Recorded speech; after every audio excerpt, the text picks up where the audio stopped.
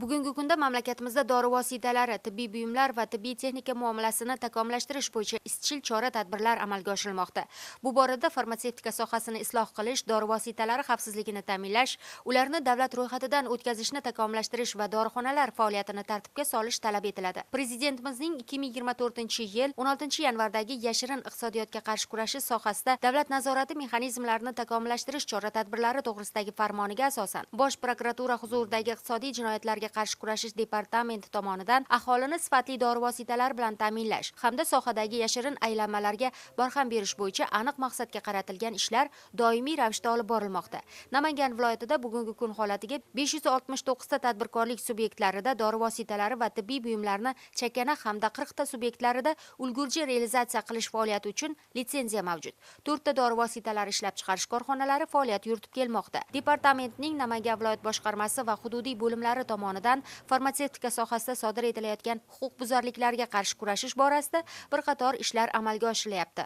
Xususan, dori vositalarining noqonuniy muomalasi bilan bog'liq 45 ta holatlar aniqlangan. Natijada 750 turdan ortiq 18600 dona 438,7 million so'mlik dori vositalari ashyoviy dalil tariqasida olingan. Shundan 18473 dona kirim hujjati mavjud bo'lmagan dori va 100 dona kuchli ta'sir qiluvchi hamda psixotrop dori vositalarini tashkil qiladi. Departament organlari tomonidan mutasaddi idoralar bilan hamkorlikda huquqbuzarliklarni sodir etilishi sabablarini va ularga imkon berayotgan shart-sharoitlarni bartaraf etish hamda kelgusida faoliyatida yuqoridagi kamchiliklarga yo'l qo'ymaslik maqsadida viloyatning barcha shahar va tumanlarida farmatsevtika sohasida litsenziyaga ega bo'lgan 500 dan ortiq dorixona rahbarlari ishtirokida yig'ilishlar tashkil etildi. Uchrashuvlarda dori vositalarining noqonuniy muomalasi bilan bog'liq aniqlangan holatlar haqida ma'lumot berildi. Xususan, dori va tibbiy vositalarning ulgurji va chakana savdosini amalga oshiruvchi 204 ta subyektda 18,3 milliard so'mlik uzoq muddat saqlanayotgan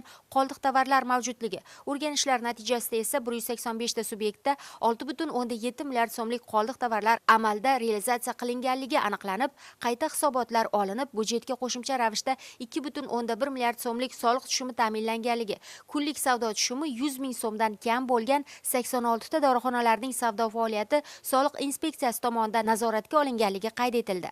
Yig'ilish davomida soliq va boshqa mas'ul tashkilotlar xodimlari ham tadbirkorlarning faoliyatida yuzaga kelayotgan muammolar, qonunchilikdagi yangiliklar yuzasidan to'xtalib o'tdilar. Takliflarni eshitish va o'sha muammolarni bartaraf etish va qolaversa, hozirgi mana shu departamentni organlarining asosiy vazifasi yashirin iqtisodiyot bilan kurashish maqsad qo'yilgan bo'lsa, shu yashirin iqtisodiyotni kurashishda birgalikda tadbirkorlar bilan, ya'ni hamkorlikda kurashib olib borish. Korrupsiyaga qarshi kurashishda biz mana shu tadbirkorlarimiz bilan, farmatsevtlar bilan ochiq muloqot qildik va o'ylaymanki, bunday muloqotlarni biz tez-tez o'tkazib tursak, shunda biz barcha shu davlatimiz rahbari tomonidan qo'yilgan talablarga javob beramiz.